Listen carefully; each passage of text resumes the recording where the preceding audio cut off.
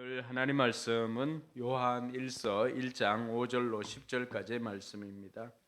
요한 1서 5장 1절에서 10절까지의 말씀. 우리 불편하지 않은 분들은 자리에 일어나서 함께 말씀 읽도록 하겠습니다.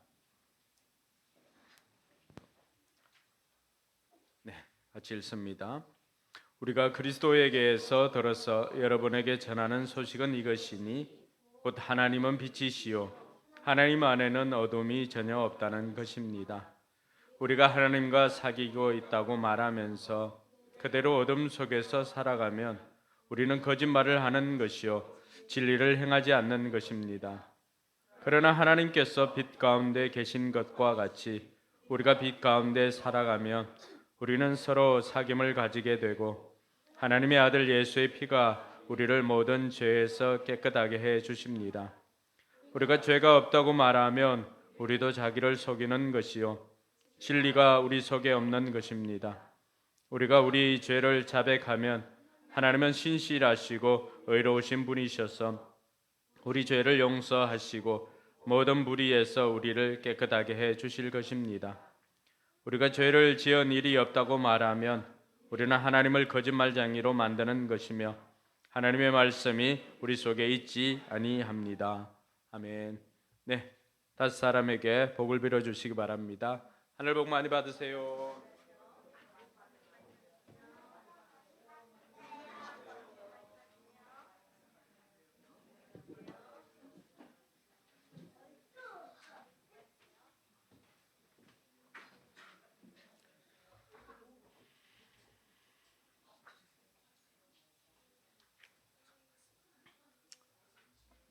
네, 우리가 살면서 예기치 않은 일들이 생기게 됩니다.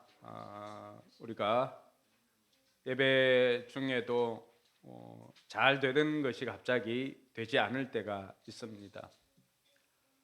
이것은 뭐 누구의 잘못도 아니고 또 그러니까 이걸 했을 때 저와 여러분들이 한 번쯤 생각해야 될 것이 있습니다.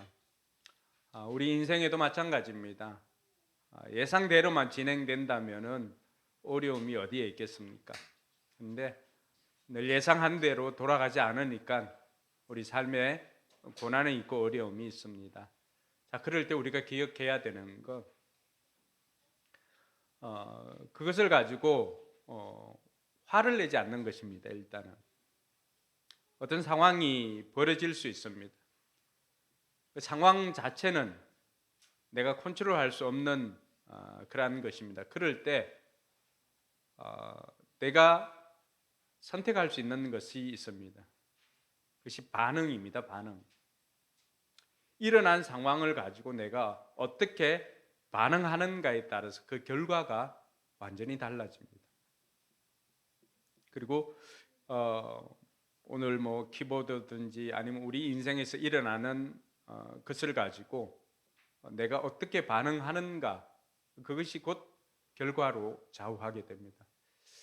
그럴 때 우리는 화를 내거나 또 원망하거나 불평하면은 그 문제보다는 오히려 그 기분 때문에 우리 상황을 망쳐버리는 일들이 너무나 많이 있습니다.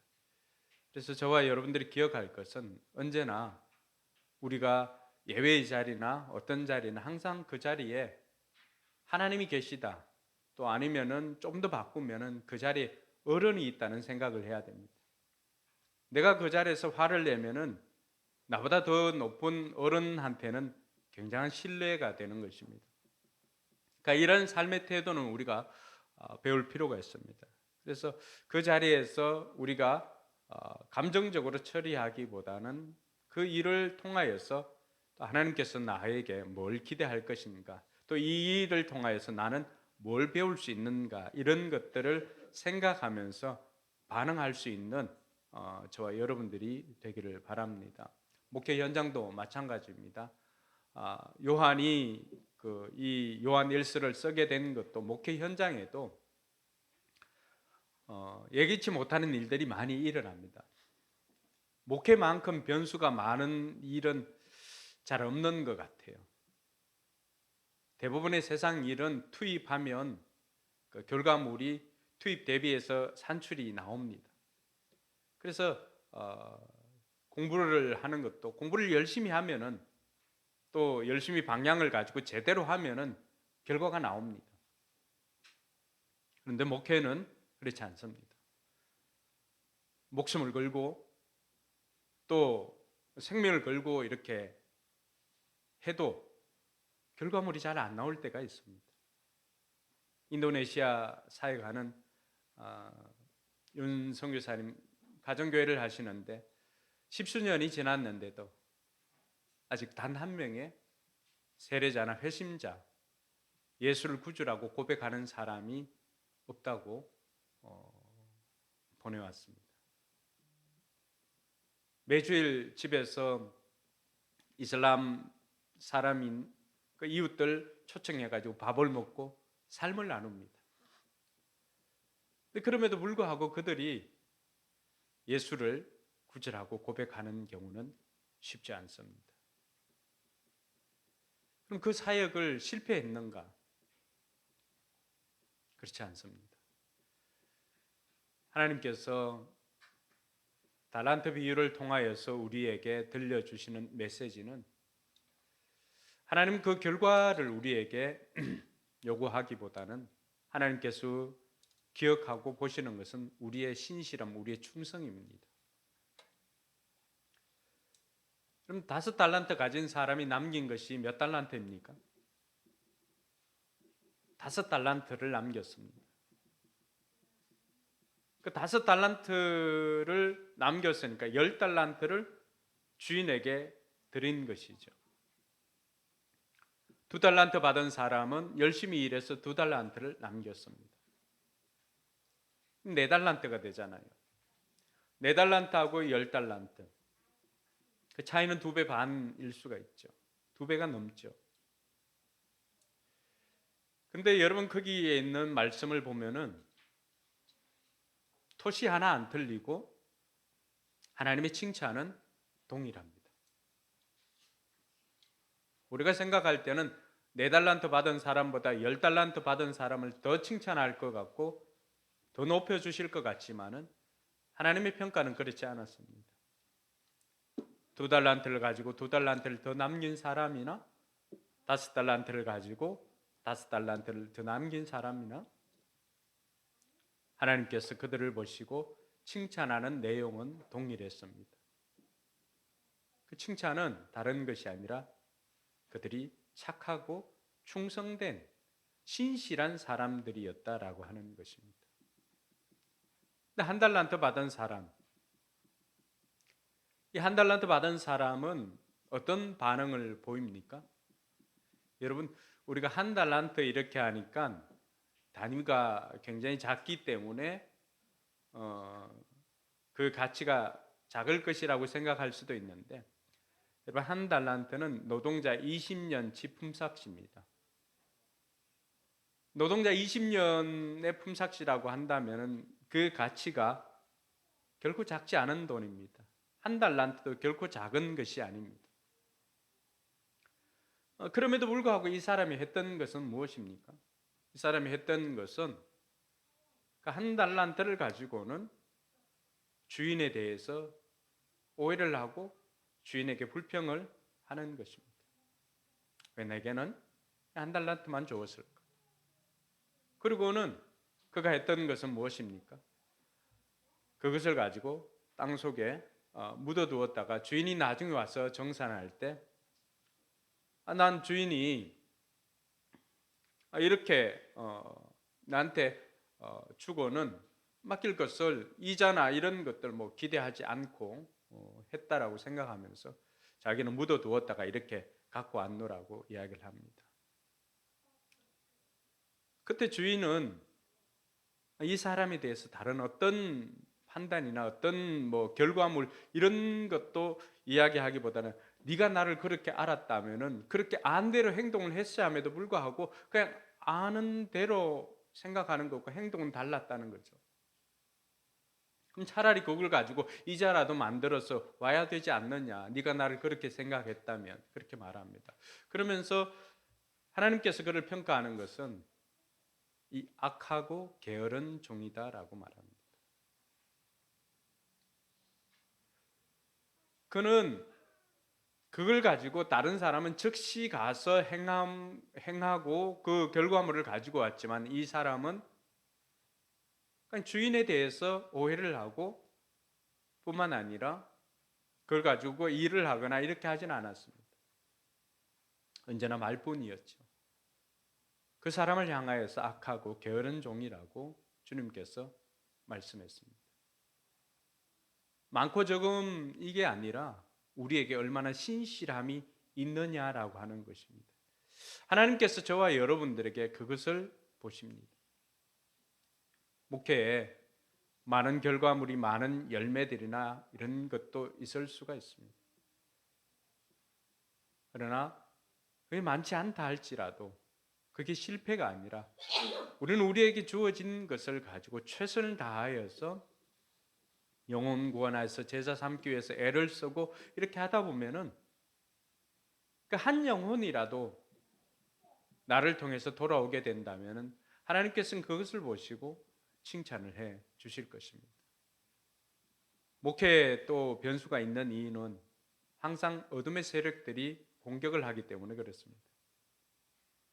이 어둠의 세력들은 이 세상을 통치하고 다스리면서 광명한 빛이 비치지 못하도록 사람의 마음을 혼미케 합니다.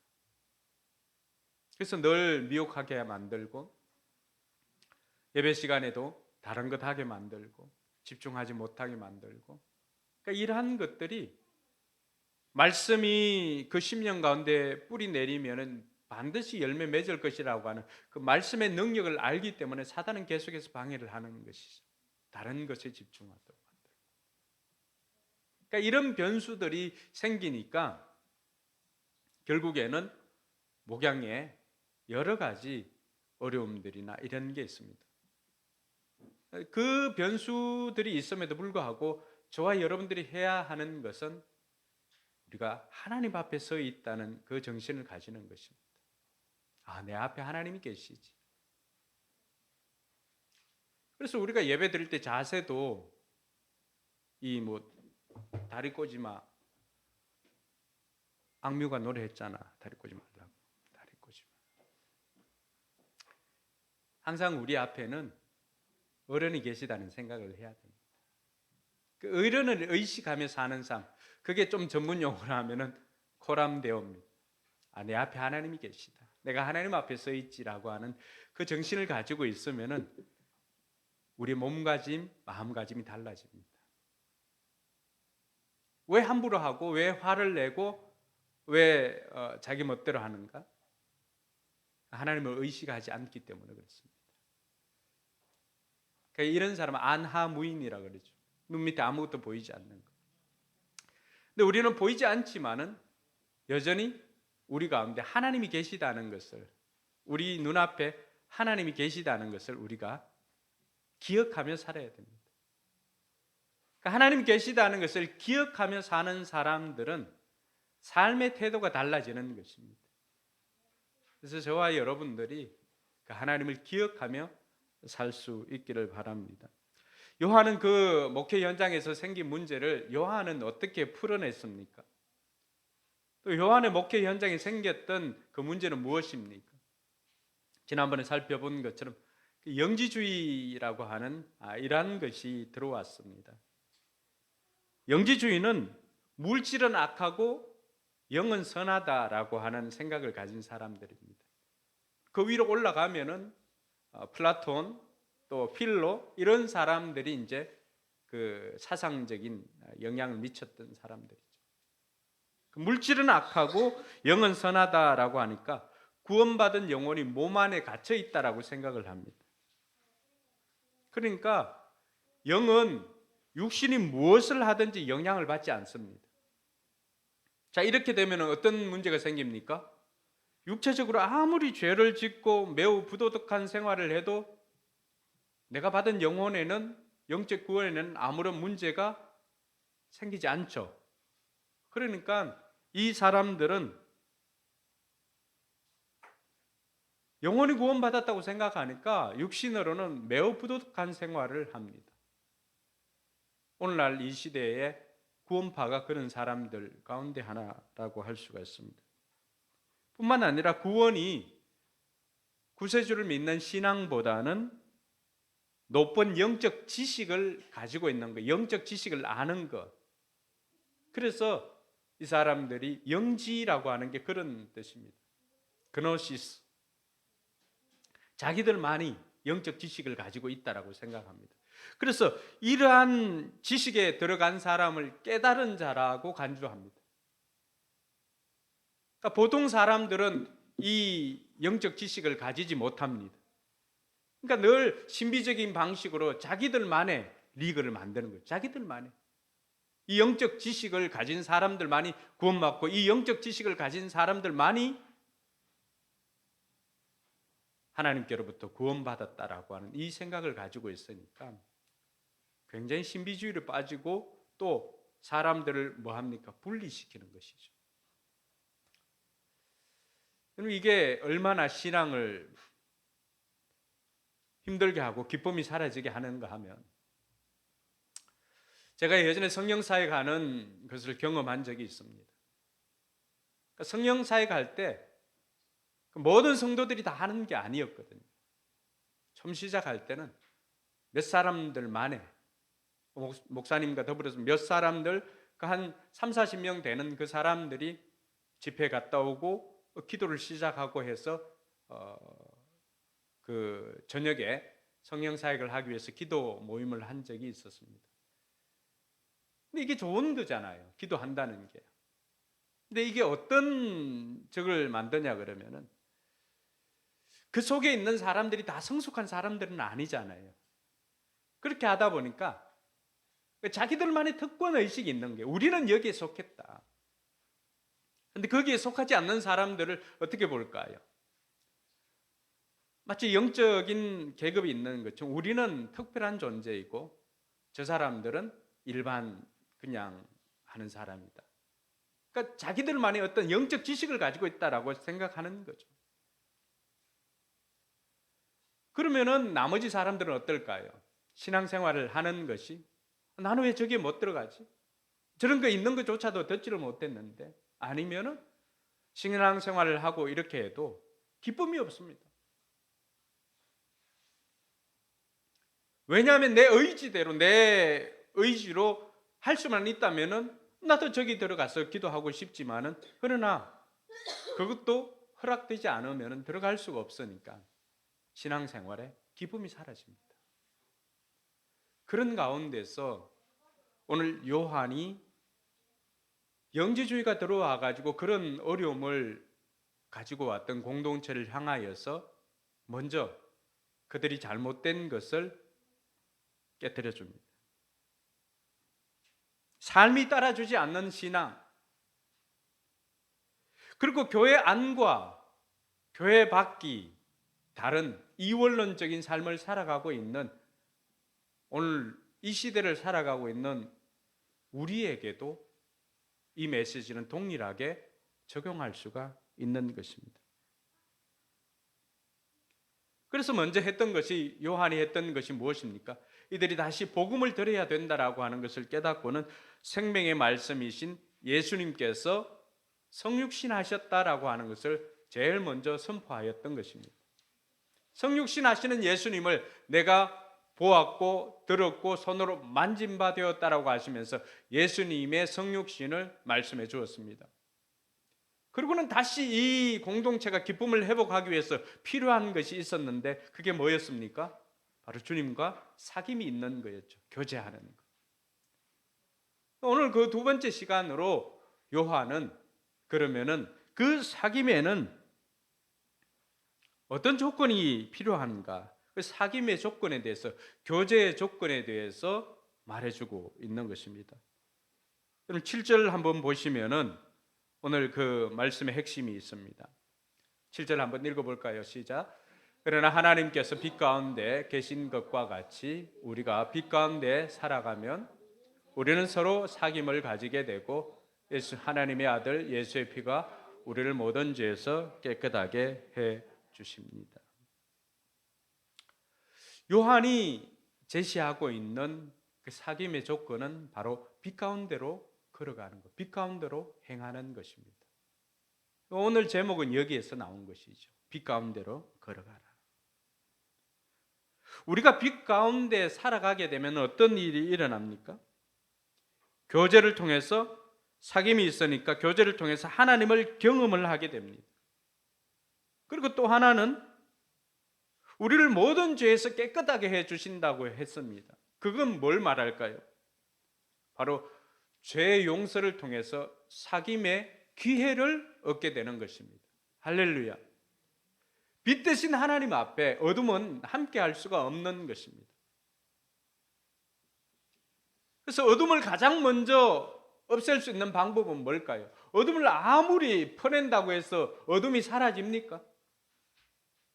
그 칠흑 같은 어둠을 없애는데 가장 확실한 방법은 작은 빛이라도 밝히는 것입니다.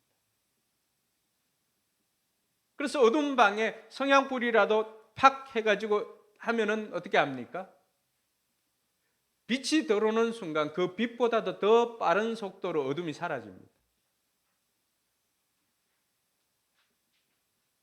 그러면 그 빛 가운데 있는 사람들은 다시금 빛 대신 주님과 교제할 기회를 얻게 되는 것입니다.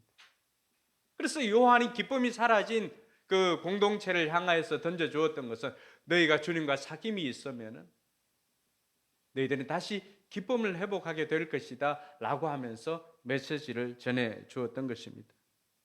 그럼 우리가 왜 빛 가운데로 살아가야 되는가?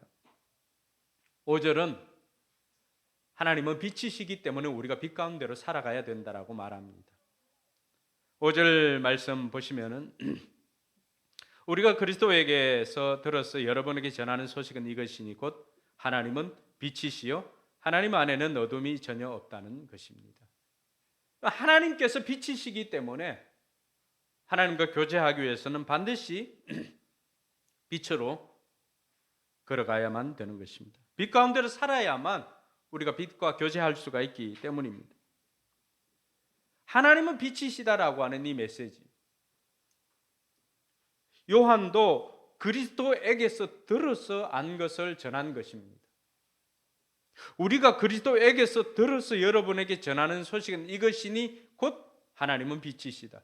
이것은 그리스도께서 직접 전하신 것이고 뿐만 아니라 예수님을 통하여서 제자들이 들었던 그 메시지를 제자들도 똑같이 전하는 것입니다. 그렇다면 이 메시지는 오늘 이 메시지를 듣고 있는 우리도 전해야 할 메시지인 것입니다. 할렐루야. 그래서 하나님은 빛이시다. 자, 하나님은 빛이시다라고 하는 이 메시지는 어떤 의미가 있습니까? 하나님은 빛이시기 때문에 어둠이 없다. 하나님은 빛이시기 때문에 죽음이 없다라고 하는 것. 하나님께서 빛이시기 때문에 우리가 빛으로 살아야 된다라고 말합니다. 그리고 또 하나는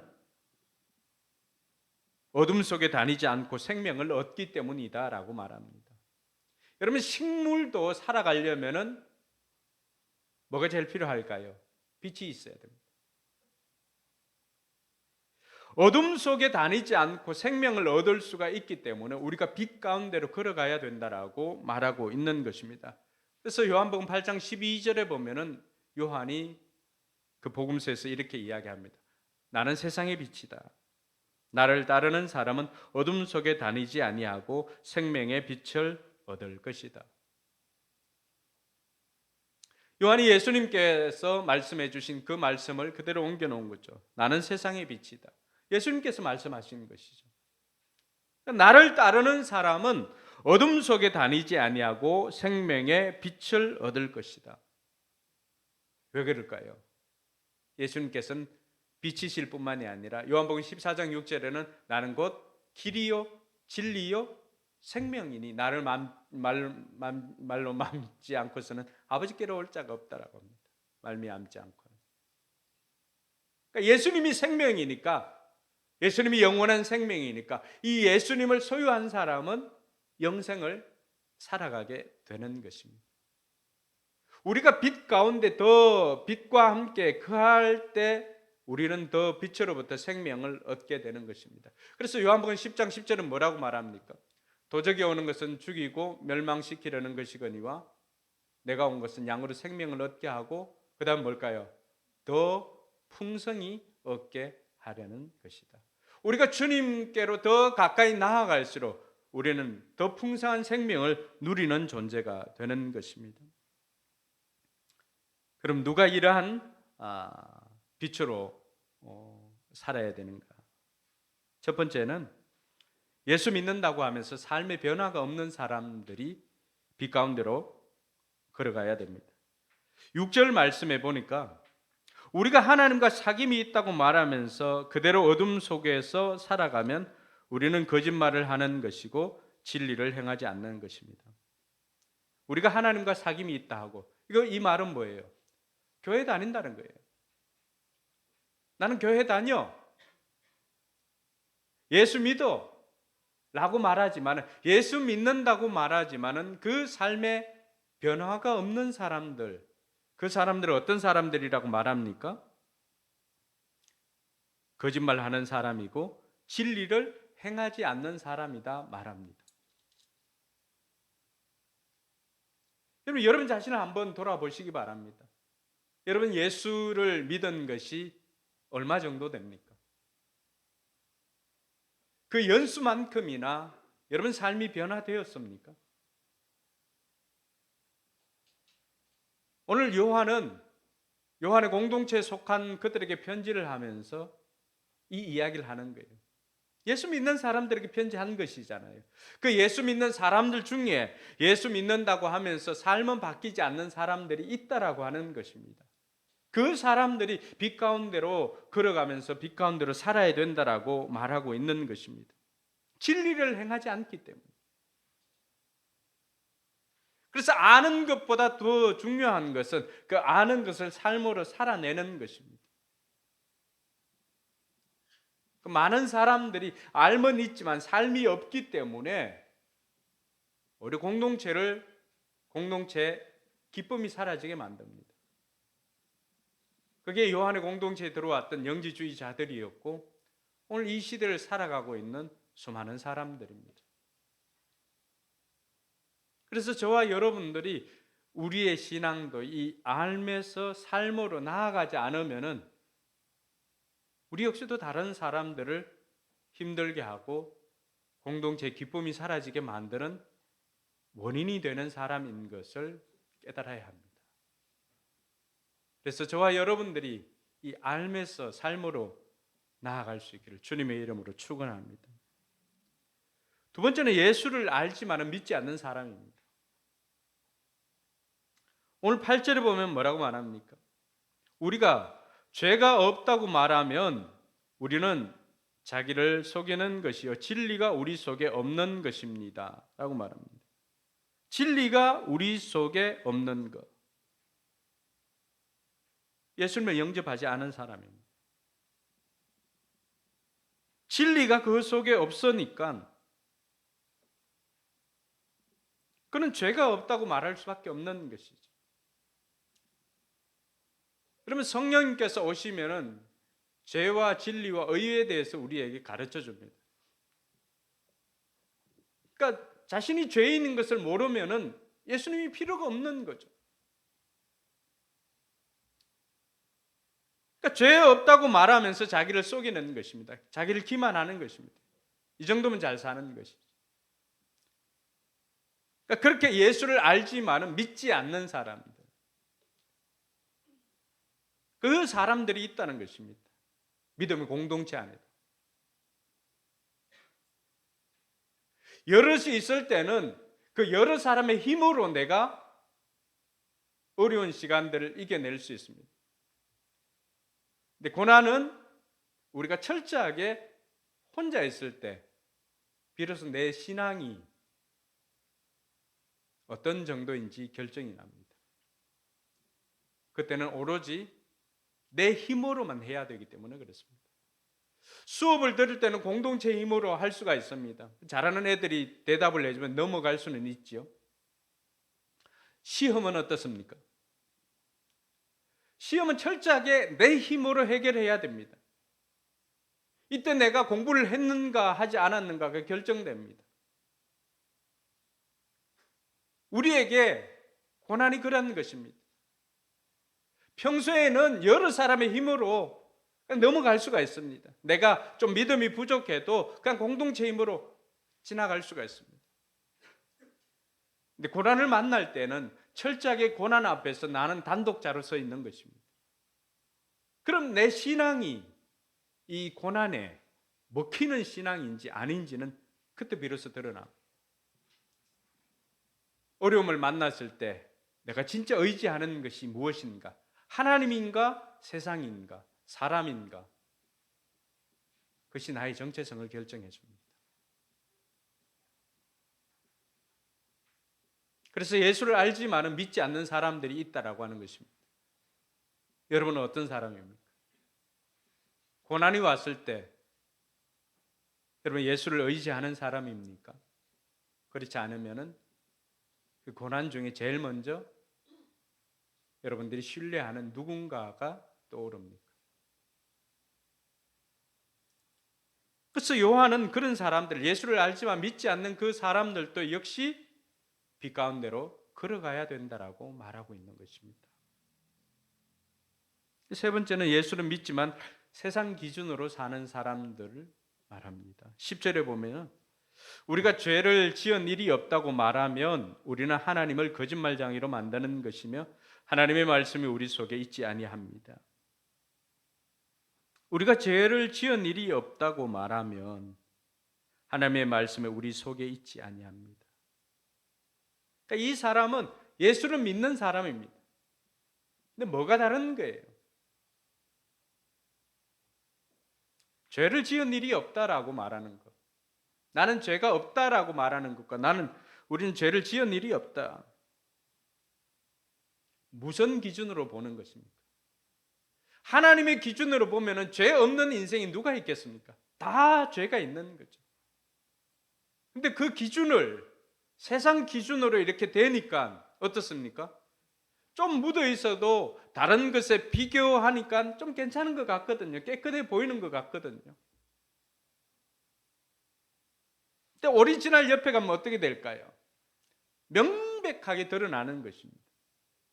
그러니까 이 사람들, 예수는 믿지만은 여전히 그 기준이 세상적인 기준을 가지고 자기 자신을 판단하고 세상적인 기준을 가지고 정하니까 이 정도면 되지라고 하는 이야기가 나옵니다. 왜 그럴까요? 세상적인 기준을 가지고 오니까 세상 사람들은 이렇게 살지 않는데 나는 그래도 이 정도까지 하니까 괜찮은 사람 아닌가라고 생각합니다.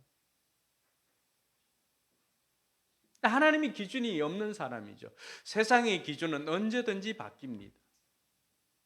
그래서 잘 산다라고 할 때 뭘 해야 잘 사는 겁니까? 세상 사람들이 예전에는 돈 많은 사람들 보고 잘 산다라고 했습니다. 그러나 그것은 잘 사는 것이 아니라 부자인 것이죠. 잘 사는 것은 뭐예요? 목적대로 사는 것이 잘 사는 것이죠. 얘를 잘 사용하려면 어떻게 하면 돼요? 마이크를 써야 되잖아요. 근데 이걸 마이크로 쓰지 않고 이걸 가지고 쥐시봉으로 하면 이게 잘 사는 겁니까? 잘 사용하는 게 아니잖아요. 우리도 마찬가지예요. 이 땅에 우리가 온 목적대로 살아갈 때 그것을 가지고 우리는 잘 산다라고 표현을 할 수가 있어야 됩니다. 근데 단순히 세상 기준으로 보니까 돈의 기준이 되어가지고 돈 많은 사람이 어느 순간인가 잘 사는 사람이 되었습니다. 여전히 여러분들도 세상적인 기준으로 여러분의 삶을 판단하고 있지는 않습니까? 세상 기준으로 보면 여러분 꽤 괜찮은 사람들입니다. 그러나 하나님의 기준으로 보면 어떨까요? 요한은 그런 이야기를 합니다. 눈에 보이는 형제를 사랑하지 않는데 눈에 보이지 않는 하나님을 사랑한다고 할 수가 있을까라고 말합니다. 사랑이 식어진 공동체. 세상 기준으로 보면은 교양 있어 보이고 체면 칠해하니까 좀 괜찮은 것 같습니다. 근데 하나님께서 여러분 속을 들여다보면 어떨까요?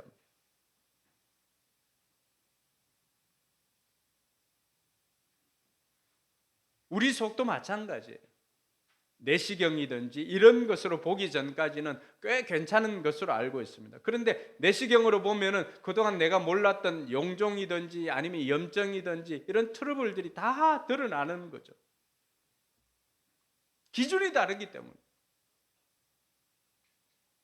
그러니까 이런 사람들, 예수를 믿지만 세상 기준으로 살아가는 사람도 역시 빛 가운데로 걸어가며 빛 가운데로 살아야 된다라고 하는 것을 말해주고 있는 것입니다. 그러니까 이런 사람들은 어떻게 하면 될까요? 오늘 9절 말씀에 그 답이 있습니다. 9절, 우리가 우리 죄를 자백하면 하나님은 신실하시고 의로우신 분이셔서 우리 죄를 용서하시고 모든 불의에서 우리를 깨끗하게 해 주실 것입니다. 첫 번째는 뭐예요? 우리가 우리 죄를 자백하면, 이 자백한다라고 하는 것은 내가 죄 있는 것을 인정을 하는 것입니다. 동의한다라고 하는 거예요. 거기에서부터 시작합니다. 내가 죄인인 것을 인정하고, 내가 믿음 없었음을 인정하고, 내 상황을 남김없이 하나님 앞에 고백하게 되면은, 그렇게 고백하는 사람만이 다시 빛과 함께 사귐의 기회를 얻게 된다는 것입니다. 할렐루야. 빛 가운데로 걸어가라. 모든 죄에서 우리를 깨끗하게 해 주실 것이다 라고 했는데, 여전히 보니까 빛 가운데 있다라고 하면서도 거짓말 하는 사람들이 있으니까 요한이 이런 말을 한 거예요. 그럼 그 사람들은 어떻게 하는가? 좀 살아보려고 하고 하는데 제대로 되지 않은 그 사람들은 9절 말씀에 있는 것처럼 너희가 너희 죄를 자백하면 하나님은 신실하시고 의로우신 분이기 때문에 너희를 용서해 주시고 모든 불의에서 우리를 깨끗하게 해 주실 것이야 라고 말합니다. 그렇게 되면 우리가 또 어떻게 되는 거예요? 사귐의 기회를 얻게 되는 것입니다. 할렐루야. 저는 이 땅을 살아가면서 최고의 선물은 기회가 아닌가 생각합니다. 다시 기회를 얻는 것, 이것보다 더 큰 것이 어디에 있을까 싶습니다. 그래서 여러분, 매일 아침에 눈을 떴을 때 정말로 우리는 감격해하며 감사하면서 시작해야 되는 이유는 뭘까요? 하나님께서 오늘 하루도 어제의 후회를 만회하면서 오늘 하루도 제대로 살 수 있는 기회를 얻었기 때문입니다. 할렐루야. 당연한 게 아니잖아요. 당연한 게 아니에요. 어제 생명을 다한 그 사람들에게는 오늘이 그렇게 살고 싶은 내일이 아니었습니까? 왜 그 사람들에게는 주어지지 않고 나에게, 우리에게만 주어졌을까요? 이게 당연한 것입니까? 그렇지 않습니다. 하나님께서 저와 여러분들에게 다시금 잘 살 수 있는 기회를 주신 것입니다. 할렐루야. 그래서 오늘은 선물이죠. 그래서 오늘이라고 하는 그 현재라고 하는 그 단어와 선물이라고 하는 그 단어가 동의어입니다. 오늘이 선물로 주어진 것이죠. 그래서 이런 사람들이 다시금 기회를 얻게 되는 것입니다. 그럼 우리는 어떻게 하면은 빛 가운데로 걸어갈 수가 있을까? 첫 번째는 빛으로 오신 예수님을 영접해야 합니다. 당시 사람들은 빛으로 오신 예수님을 영접하지 않았습니다. 그런데 요한복음 1장 12절에는 뭐라고 말합니까? 그 사람들은 믿지 않았지만, 같이 한번 읽어볼까요? 그러나 그를 맞아들인 사람들, 곧 그 이름을 믿는 사람들에게는 하나님의 자녀가 되는 특권을 주셨다. 할렐루야. 예수를 알지만 믿지 않는 사람들을 향해서 주시는 말씀이죠. 저는 여러분 중에도 예수님을 알고 있지만 자기 자신의 구세주로 또 주인으로 영접하지 않은 사람이 있다면 먼저 이 빛으로 오신 예수님을 영접할 수 있기를 주님의 이름으로 축원합니다. 빛으로 오신 예수님을 영접하는 것은 우리 교회는 넷째 주에 예수 영접 모임을 합니다. 그때 와서 신청을 해도 여러분들에게 이 기회가 있게 되는 것입니다. 두 번째는 적극적으로 하나님 말씀을 내 속에 두는 것입니다.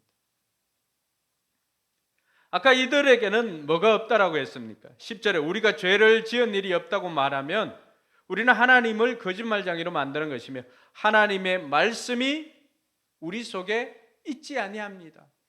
말씀이 우리 속에 있지 않으니까 여러분 어려운 일을 당해야 할 때나 아니면 어떨 때나 이길 힘이 없는 거예요. 왜? 말씀이 내 안에 없기 때문에. 말씀이 없으니까 그런 유혹의 순간이나 위기의 순간에 어떻게 합니까? 세상과 타협하고 넘어지게 되는 것입니다.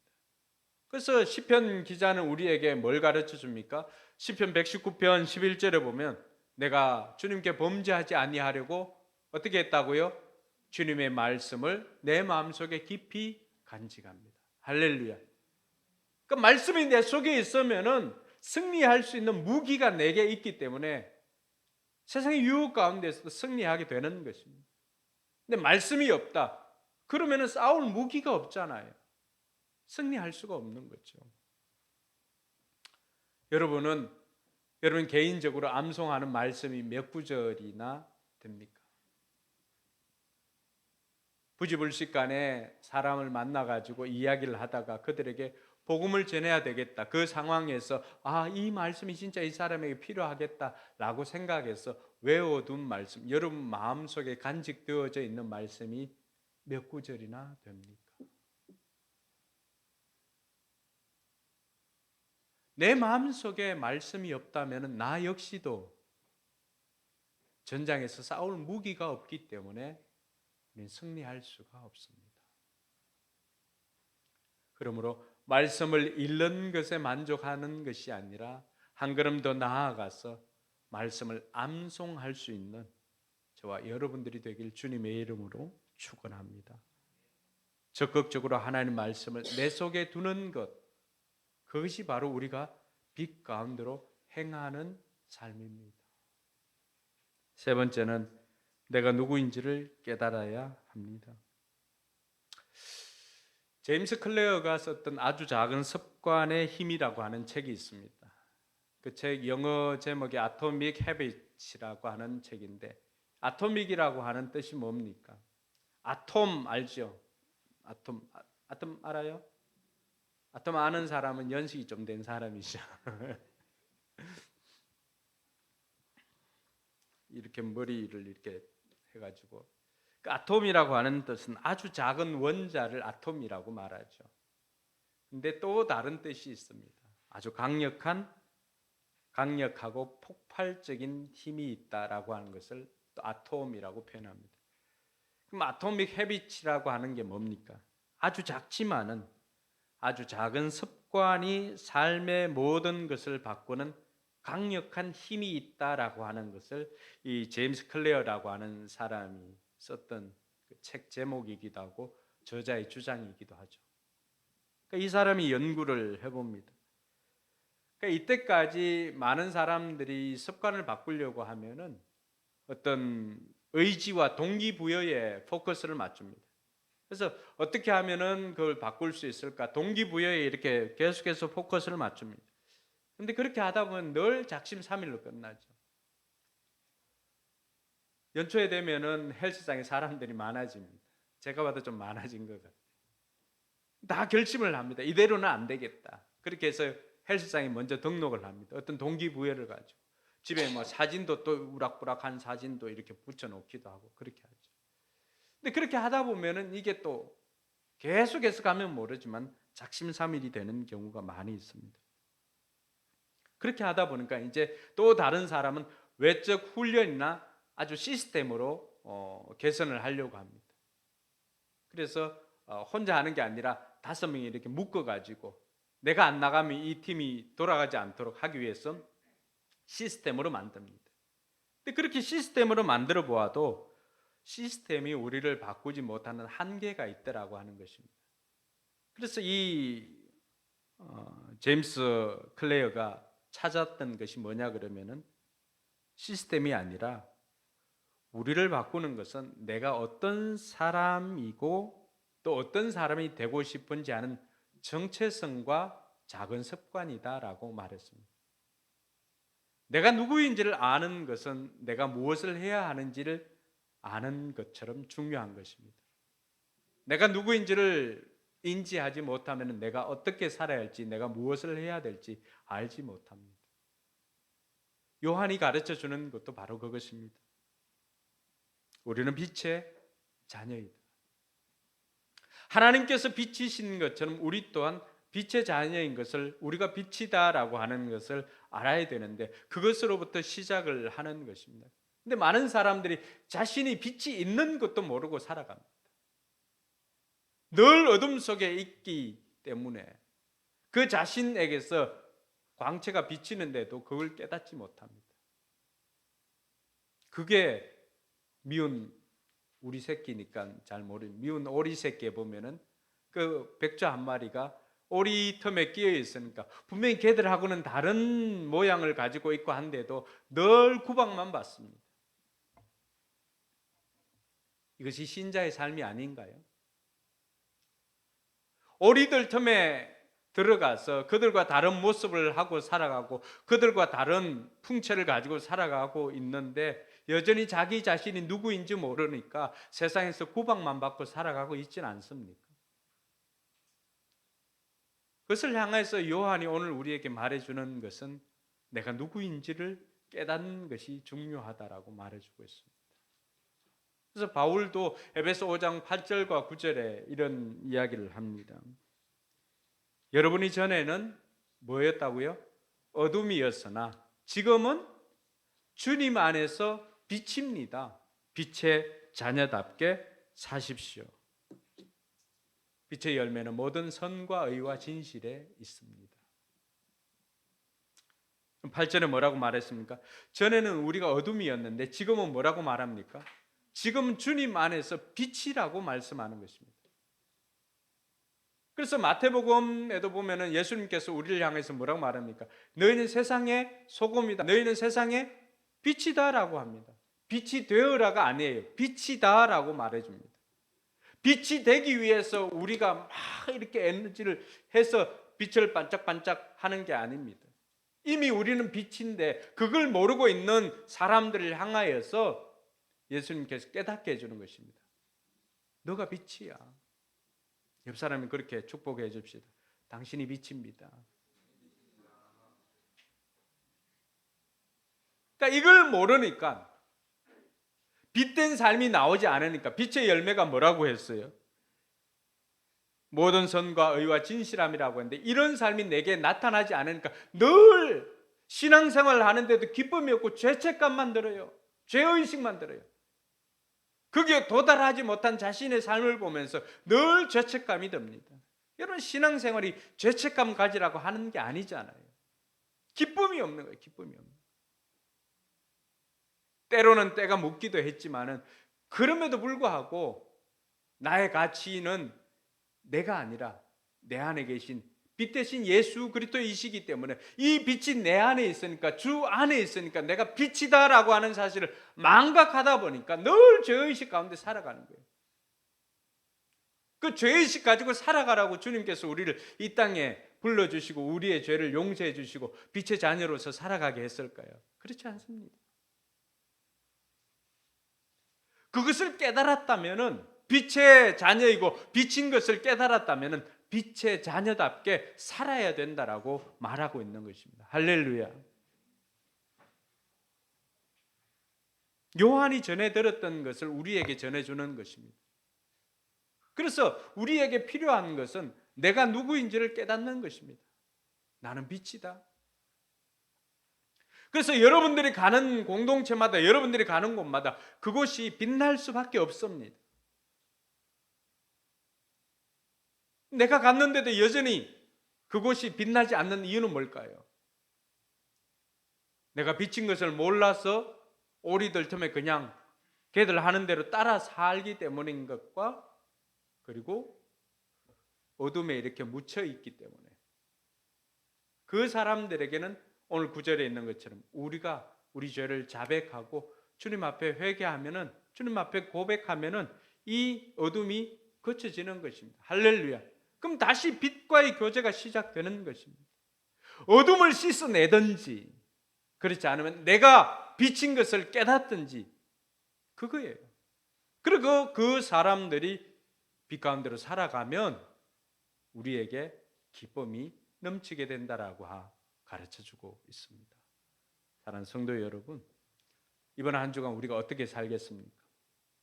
세상에서 내가 빚진 것을 기억을 하고 그 빚된 삶을 한번 실천해 보시기 바랍니다. 빚된 삶은 모든 선함과 또 의로움과 진실함이라고 했습니다. 세상은 악하게 행동을 하고 여러분이 속한 곳에서 사람들은 악하게 행동한다 할지라도 여러분들은 선하게 행동할 수 있기를 바랍니다. 그래서 선으로 악을 이기기를 바랍니다. 그리고 모든 빛의 열매는 의로움이라고 했습니다. 다른 사람은 성공하기 위해서 불의하고 한다 할지라도 여러분들만큼은 의로움을 택하여서 그곳에서 의롭게 살아갈 수 있기를 바랍니다. 그리고 진실함이라고 했습니다. 사람들은 자기의 이익을 위해서 또 자기의 성공을 위해서 거짓말을 하고 또 거짓을 난무하고 하지만 그러나 여러분들만큼은 비록 때로는 내가 잘못해서 수치를 받거나 이렇게 한다 할지라도 진실되게 살아가는 여러분들이 되었으면 좋겠습니다. 이번 한 주 이것을 기억하고 세상 가운데서 빛 가운데로 살아가는 빛의 자녀가 되기를 주님의 이름으로 축원합니다. 기도하겠습니다.